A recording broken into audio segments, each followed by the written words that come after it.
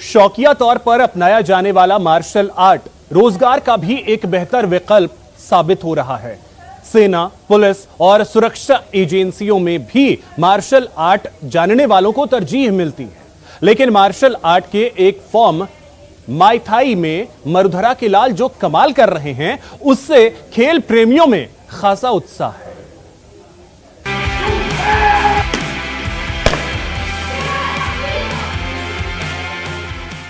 अब किस बात का है इंतजार?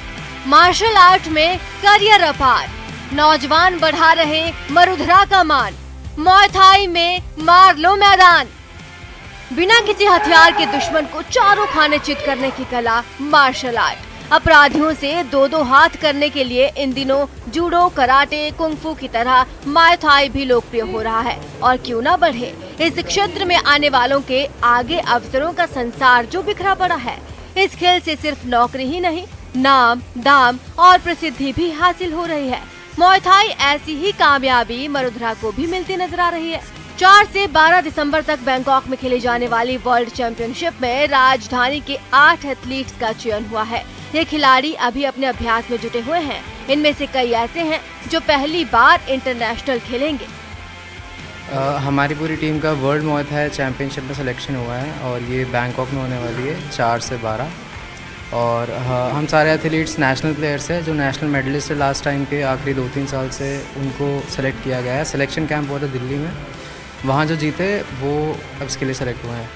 बैंकॉक में खेली जाने वाली वर्ल्ड चैंपियनशिप में देश से 40 खिलाड़ियों का चयन किया गया है। इनमें ज्यादातर खिलाड़ी नॉर्थ ईस्ट से हैं। हालांकि मुay थाई राजधानी समेत प्रदेश की अलग अलग जगहों पर भी अपनी पहचान बना रहा है। राज्य ओलंपिक संघ की मान्यता के बाद इस खेल में प्रदेश के हजारों एथलीट अभ्यास कर रहे हैं। मेरा सिलेक्शन दिल्ली कैंप में हुआ था, जो ऑल ओवर थ्रू इंडिया जितने भी टीम्स आई थी। और ये बाकी बेसिस हमारा दिल्ली में हमें बुलाया था। पहले का जो पुराने रिक्वेस्ट हैं उनके अकॉर्डिंग हम जितने भी ऑल पुराने गोल्ड मेडलिस्ट हैं इंडिया लेवल पे, उन लोगों को हमें बुलाया था। और फिर हम लोगों में जो भी बेस्ट निकला उनको हमें इस पे मुay थाई थाईलैंड कैंप के लिए सिलेक्ट किया।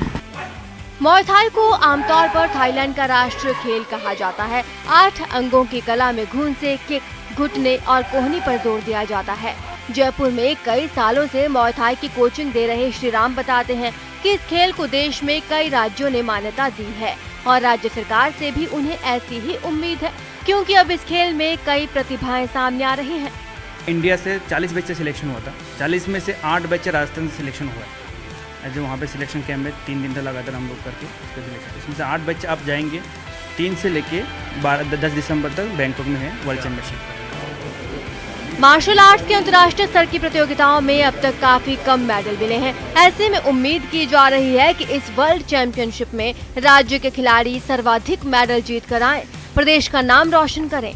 मार्शल आर्ट के प्रति युवाओं के रुझान को देखते हुए सरकारी प्रोत्साहन की भी दरकार है, ताकि इन खेलों में भी एथलीट्स अपनी प्रतिभा चमका सकें। न्यूज़ 18 राजस्थान के लिए जयपुर से महेश दाधीच की रिपोर्ट।